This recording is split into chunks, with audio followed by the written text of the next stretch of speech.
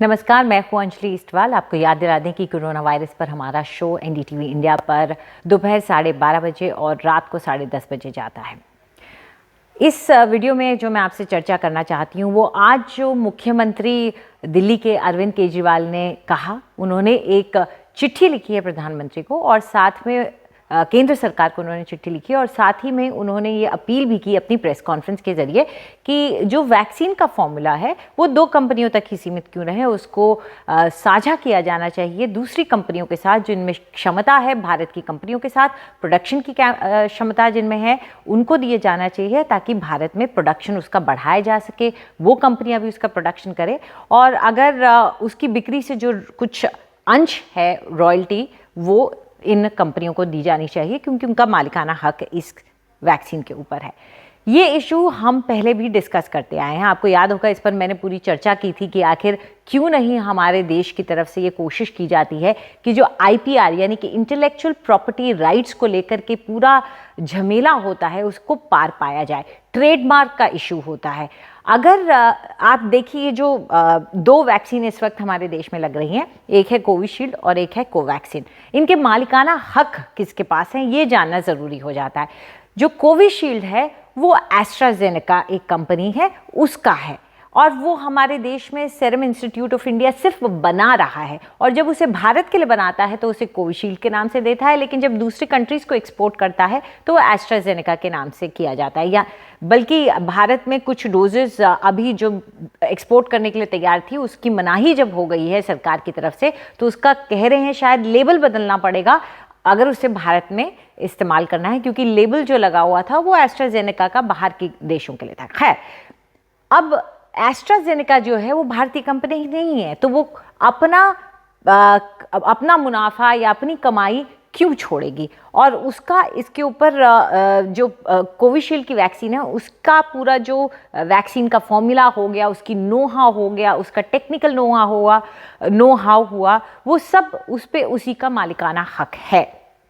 तो बहुत मुश्किल है किसी बाहर की कंपनी से ये उम्मीद रखना कि वो हमारे देश के सिटीजन्स के भले के लिए अपना मुनाफा छोड़ दे।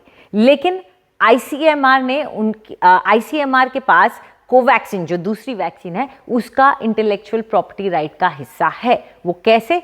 क्योंकि जो प्रोडक्ट आईपी होता है यानी कि प्रोडक्ट जो उत्पाद बनाया गया है वो उस पर मालिकाना हक किसका है, वो कोवैक्सीन के केस में भारत बायोटेक जो कि एक निजी कंपनी है उसका भी है और आईसीएमआर जो कि भारत सरकार का एक इंस्टीट्यूशन है उसका भी है।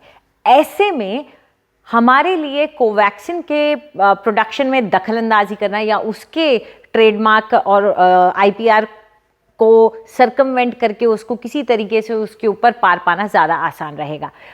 और भी अहम बात है क्यों मैं कोवैक्सीन पे ज़्यादा जोर दे रही हूँ, उसके पीछे एक वजह और है, वो ये कि कई बार लोग पूछ रहे थे कि अब भैया सरकार ने कितनी मदद की है इन निजी कंपनियों की, ये क्यों नहीं कुछ करते हैं, सरकार इनके ऊपर प्रेशर क्यों नहीं डालती है। तो सुनिए, जब कोर्ट में ये मुद्दा उठा तो आईसीएमआर ने कितना पैसा दिया ये बाहर उनको क्लियरली बताना पड़ा।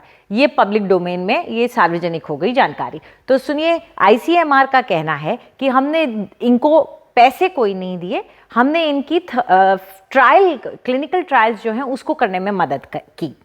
तो उसका कहना है करीब 11 करोड़ उसने सीरम इंस्टीट्यूट ऑफ इंडिया को दिए के ट्रायल में खर्च किए। सीरम इंस्टीट्यूट ऑफ इंडिया को नहीं दिए डायरेक्टली, उसकी जो क्लिनिकल ट्रायल की साइट्स बनी उनको डायरेक्टली वो पैसा दिया गया और उनकी मदद की गई 11 करोड़ रुपए। और वहीं करीब 35 करोड़ रुपए भारत बायोटेक की क्लिनिकल ट्रायल्स को कराने में खर्च किया गया।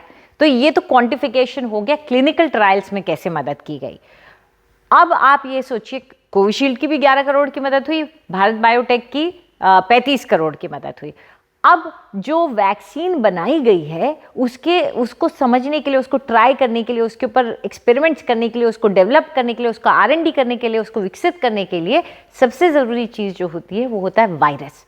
और उस वायरस को आइसोलेट करने का जिम्मा किसके सर पर था? आईसीएमआर के NIV ने इस वायरस को आइसोलेट किया और भारत बायोटेक को दिया।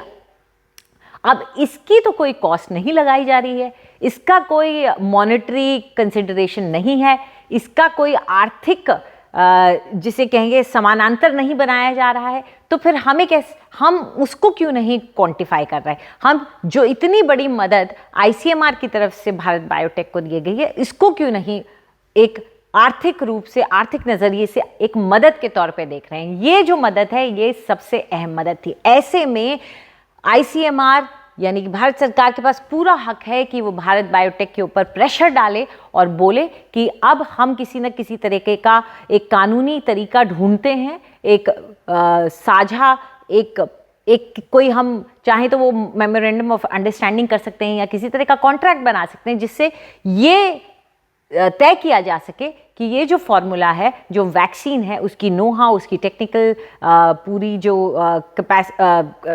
माफ़ कीजिएगा, नॉट कैपेसिटी, टेक्निकल जो उसकी बारीकियां हैं, वो दूसरी कंपनियों के साथ भी शेयर की जा सकें। और जो भी, जैसा कि अरविंद केजरीवाल कह रहे हैं कि अगर कोई और भी इसको बनाता है तो उसको बेचने के बाद जो भी मुनाफा बनेगा वो उसमें से कुछ अंश इन कंपनी भारत बायोटेक के साथ शेयर किया जाए। अगर इस तरह का कोई तरीका निकाला जा सकता है तो हम प्रोडक्शन को बढ़ा सकते हैं।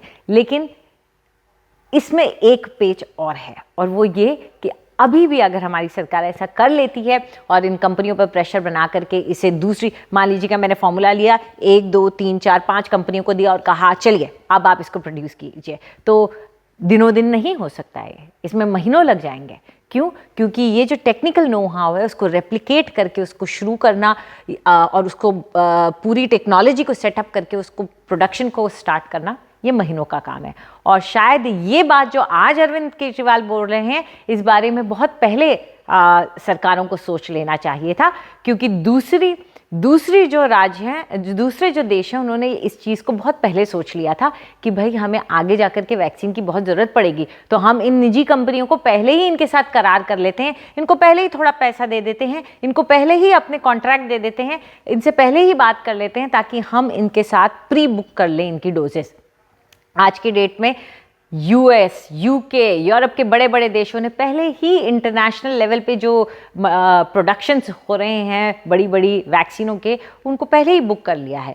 तो फिर अब हम उम्मीद करें कि हम इस पूरे सेटअप को खड़ा करें और प्रोडक्शन को बढ़ाएं, उसमें महीनों लग जाएंगे, महीनों। तो ऐसे में ये इतना आसान नहीं है जो कि अरविंद केजरीवाल जी ने चिट्ठी लिख करके कह दिया केंद्र सरकार को कि अब आप कर दीजिए और प्रोडक्शन बढ़ जाएगा। हमारे पास कल से लगाने के लिए कोवैक्सीन नहीं है, हमारे पास परसों से लगाने के लिए कोविशील्ड नहीं है। ये आज कह देना, एक दिन पहले कह देने से नहीं हो सकता है। ये बहुत पेचीदा इशू है, लेकिन सरकार को इसके बारे में सोचना होगा, क्योंकि बहुत बड़ी जनता अभी पड़ी है हमारी। 125 करोड़ में से सिर्फ 15, 16, 17 करोड़ लोगों को ही टीका लग पाया है।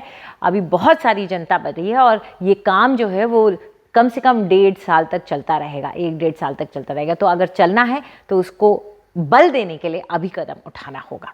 नमस्कार।